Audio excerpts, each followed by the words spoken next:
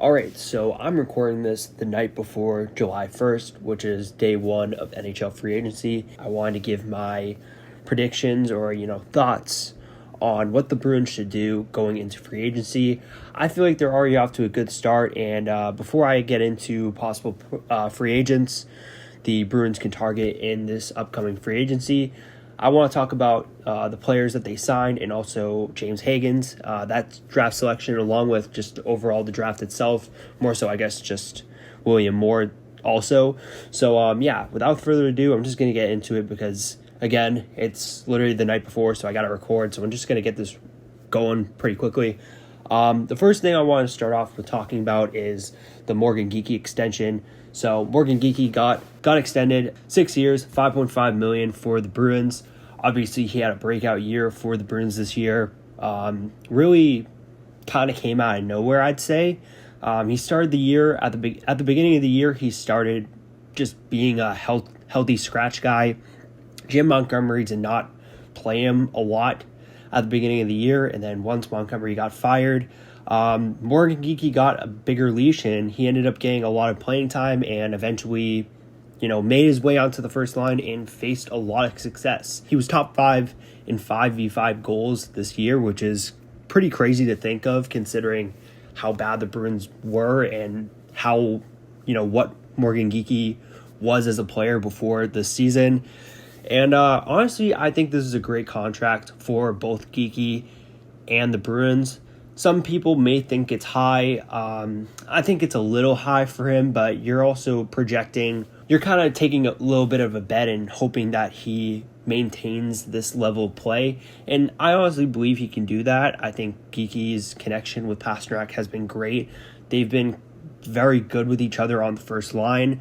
The only issue that I would say Geekie and Pastrnak have are they're both very offensive-minded guys. So the defense wasn't great. I know Pastrnak was in the negatives for plus-minus. I know that's not that big of a deal. But at the same time, both guys were also negatives and plus-minus. Although his defense isn't the greatest, you're getting him as an extra goal scorer, and he provides that for the Bruins. I just feel like him and Pastrnak, again, with that connection, they're doing very well. He's great around the net too, crashing, to the net. And just overall, he's had a great season, especially playing on the left side of the wing. So I feel like it makes a lot of sense to extend him. I don't have any problems.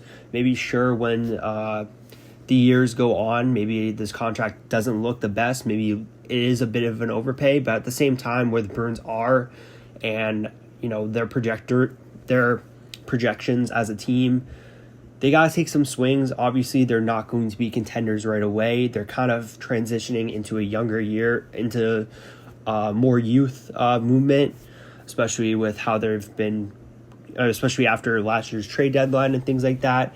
And he'll fit in, so it's going to be kind of a theme for the Bruins this offseason too, where they're probably going to overpay some players. I'll kind of get into that when I'm going to talk about possible free agents. But at the same time, they got to make moves like this. And while the contract might not look great in itself, I feel like at least the first 2 years of this extension, it's going to look good for Geekie. But maybe as time goes on, it might not look the best. But at the same time, the cap's going up, so I'm not overly concerned. It's $5.5 million. There are definitely worse contracts out there. So, again, I'm pretty fine with this signing, and the Bruins have solved their first line for the time being. Again, I don't think Morgan Geekie will necessarily be on the first line for all 6 years of his contract, but him and Pastrnak have a good thing going, so I think this is a great time.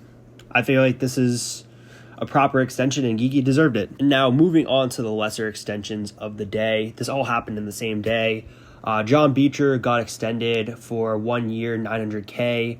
I'm not going to really talk about it much, but Beecher, he's a fourth liner. He's nothing particularly special. He's solid on the penalty kill, but he provides nothing much on the offensive side. He's not goal scoring is not his forte. He doesn't really shoot the puck a lot. And I think just keeping him in a depth role, like he's a fourth liner. I'm not going to expect anything crazy out of this. you want to keep him around for one more year, see if anything changes. Maybe he'll actually become a very productive fourth liner. But I don't know. If I'm the Bruins, I'd definitely bring in another fourth liner. But again, it's $900K. It's not too much. And I feel like it's just another year where the Bruins are going to see if they have something in Beecher before they let him go. So I'm fine with the extension. I don't care that much. It's $900K. So I'm not going to really worry about that. And the last extension was Michael DiPietro signing a 2 by $812K contract. So another contract that's not a lot. It doesn't really necessarily matter. It's nothing like shattering for the Bruins. Like, it's a whatever, I guess, move. But at the same time, it's definitely kind of brings up an interesting topic considering they signed a goalie to an extension that's not Korpisalo or Swayman. Obviously, considering Swayman just signed an extension last year. But regardless, the Bruins signed another goalie practically. And I think that's going to result in Joonas Korpisalo leaving this team. I'm not exactly sure. I'd assume that's probably the case, especially considering Korpisalo, I think he makes around $3 million. So I feel like the Bruins are going to try to dump that. I think the Bruins are going to dump that contract sometime. At least hopefully they're going to do that. If not, they're probably going to just waive him, which it is what it is. But at the same time, it's good to see that the Bruins are, I don't know. I don't think, again, nothing special, but it's going to result in Joonas Korpisalo leaving this team. So that's kind of the main thing, the main takeaway from this. And then the last thing that I'm going to talk about briefly is the Bruins drafting James Higgins with the number 7 overall pick. Off rip, I really like this draft selection. Either some people really like this draft pick or some people are a little skeptical considering he, fell. And I don't know. We all know Don Sweeney isn't the greatest drafter in the world, so maybe he just got lucky and things like that. Maybe the Bruins are seeing something in Higgins that other teams have seen and is the reason why he slid all the way to 7, considering he was at one point projected to be the number 1 pick in this draft. But either way, regardless of him sliding, I still think this is a great pick, even if he was projected to be, the 7th or 8th best player in this draft. The thing with Higgins is that he addresses a major problem that the Bruins have, and that is puck movement. The Bruins, especially last year, really struggled moving the puck. They really didn't have any players on the team that really did an exceptional job of doing that.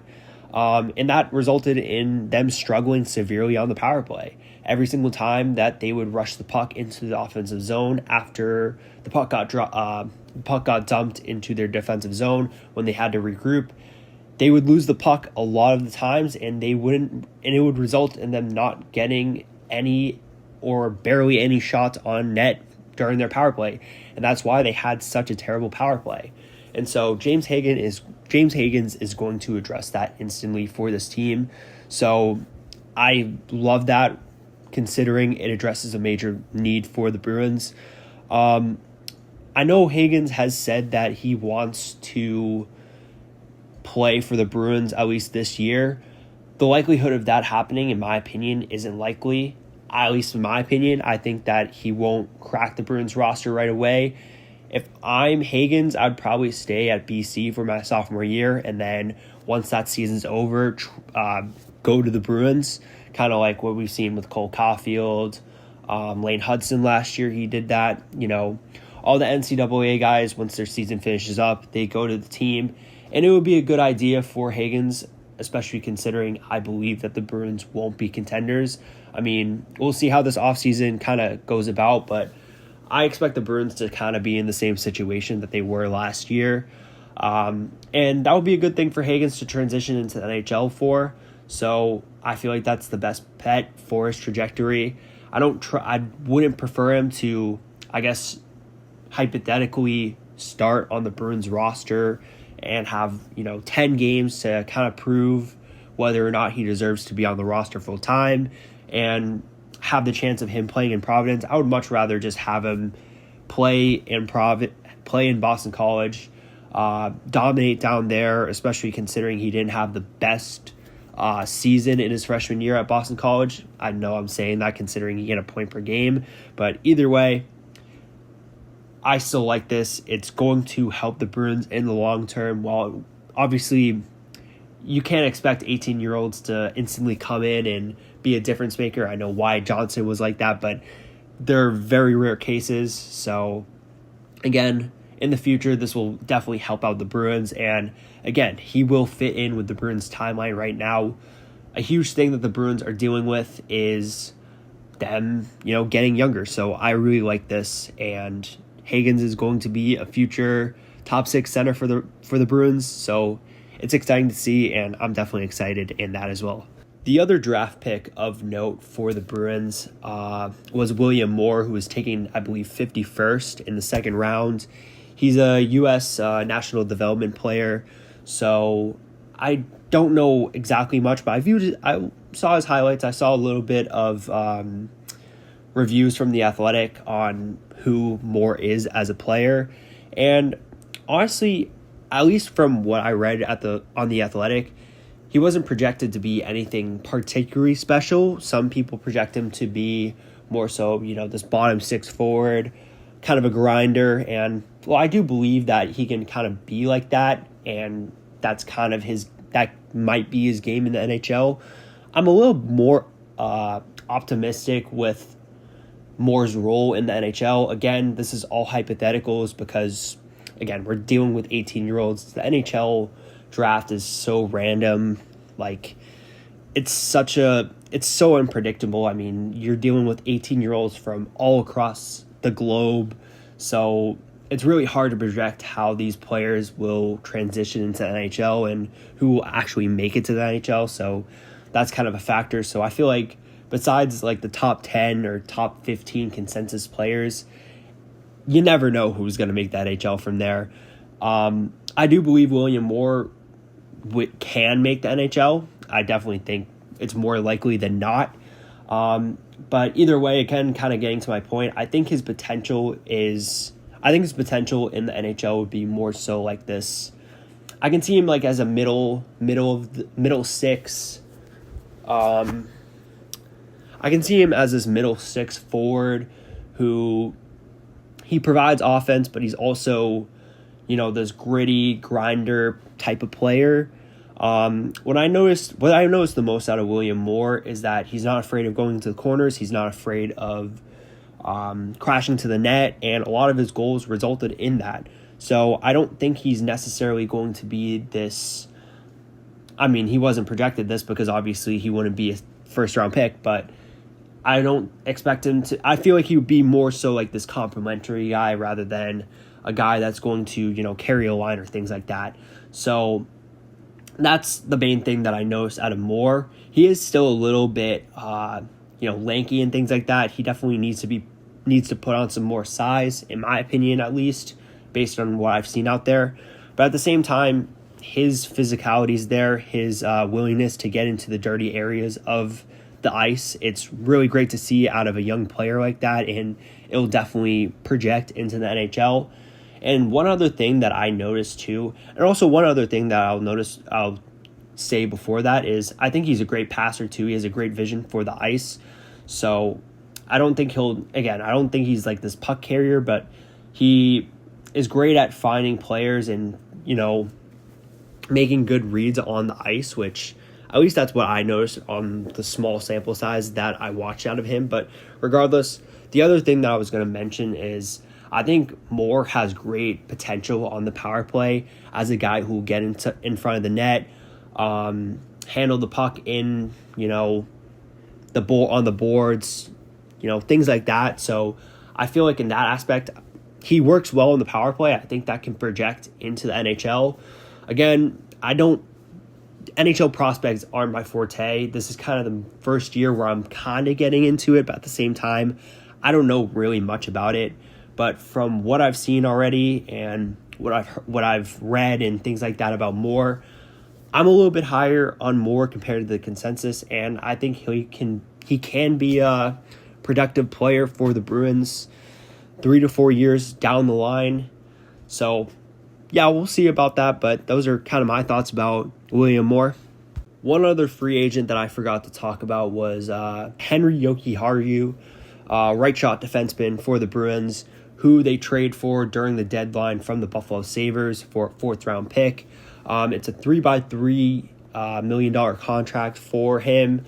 So I kind of thought that the Bruins were going to re-sign him, considering they trade for him during the deadline, despite them being sellers and, things like that. Despite the Bruins being sellers and despite Yogi Haru being a unrestricted free agent by the end of the year. And honestly, I like this, considering, especially with the AAV and things like that. I think 3 years is great value for a defenseman like that. Again, right shot defensemen are very valued in free agency, so it makes sense to re-sign him now rather than him hitting free agency and having to pay him a lot more. So I give credit where credit is due with that. I think Yoki Haru is a valuable player for the Bruins defense. I think he impacted the Bruins in the short sample size that he had. I think he was definitely more of a positive than he was a negative for this team. He's nothing special. I think he's more so just a body out there, as bad as that might sound. He's nothing flashy. Like his game, he's a very stay-at-home, prototypical, just nothing ordinary. Like he's not going to be overly offensive. He's not going to be, this crazy defensive beast blocking shots. Like he's just there. He's going to eat up minutes. He's a great skater. I think the most notable thing that I saw out of Yoki Haru last year when I was watching the Bruins, I kind of fizzled out watching the Bruins by the end of last year's trade deadline, so I didn't get to watch Yoki Haru a ton. But one thing that I noticed out of him in the short sample size he's played with the Bruins so far is that he paired up with Nikita Zadorov very well. Yoki Haru played very well with Nikita Zadorov when he did get paired up with him. The Bruins definitely shuffled their D-core up a lot, especially at the end of the year, mostly because of injuries. I know McAvoy missed a lot of last year after the Four Nations. I think Glory was banged up at one point. Obviously, Hampus Lindholm was injured for the majority of last year. And then, your minor injuries and things like that happened over the course of the year. But over that year, Nikita Zadorov had a tough time finding a D partner for him. At the beginning of the year, it was mostly Zadorov and McAvoy playing on the first line. And honestly, I don't think that it worked out well for the both of them. It just wasn't a great pairing, and it just I don't know exactly how to describe it, but it just didn't work. When McAvoy pinched up, Zadorov just couldn't handle the 2-on-1 situations. Things like that. They also worked him out with Carlo, but also Brandon Carlo was just a disaster last year for the Bruins. Even they worked him out with Peak, and Peak, I think he worked decently with Peak, but at the same time, I feel like him with Lorai I don't know. It just wasn't a perfect fit, but I felt like last year, and again, I can't exactly put my finger as to why this is the case, but I feel like him and Zadorov paired up the best out of any other defenseman. So considering Zadorov, the Bruins paid him a massive amount to be this shutdown, big body defenseman, and he's not really living up to this contract right now. Adding in a guy like Yoki Haru, who they found a little bit of success with last year, I think it makes a lot of sense. And again, I feel like in the short sample size Yoki Haru played with the Bruins, it worked out. Again, I can't really put my finger as to what it is, but it just clicks, and I'm totally fine with that. So I'm really fine with it. Fine with Yoki Haru staying with the Bruins, especially on a cheaper deal. And yeah, this D-core for the Bruins isn't terrible. I would say I'm going to get into this for the free agent kind of things I want to talk about for them. But realistically, the only thing that they're missing is a bottom left shot defenseman for this roster, at least for the defensive side, at least for their D-core. And at least their defensive core can look pretty solid, considering they lost, or not even. Honestly, this D-core looks pretty solid, I'm not going to lie, because now you got Nikita Zadorov, Charlie McAvoy, Yogi Haru, Andrew Peak, Hampus Lindholm, and Mason Lohrei. So I feel like that's a solid 6 guys that they can have, and yeah, I don't mind that at all. So this leads me to the main topic of the video. Who should the Red Sox? Nope. Who should the Bruins target in free agency? And I think the 2 names that have been the biggest topics and the 2 names that I believe could fit in with the Bruins the most are Pius Suter and Brock Besser, both, I guess, formerly of the Vancouver Canucks. At least Brock Besser, he's definitely not coming back to Vancouver. Pius Suter, I have no idea what his market exactly is, but I'll start off with Brock Besser first because I feel like this would be the most glamorous free agent selection the Bruins can get. Obviously, there's a glaring hole for the Bruins in their top 6. They definitely need a right shot or at least a right winger to complement that top 6, and Brock Besser is definitely going to provide that. So I'm not going to really explain much into that, but I think that's probably the most optimal player the Bruins can get. And again, they have the cap money to spend it, so why not? And he fits in with the Bruins timeline. So the Bruins, need that type. They need that type of guy, especially with Elias Lindholm, who likely slot in to be the second line center for the Bruins, assuming that's going to happen. And I guess I'm kind of getting into hypotheticals because I believe Pius Suter would then have to slot in as the starting center.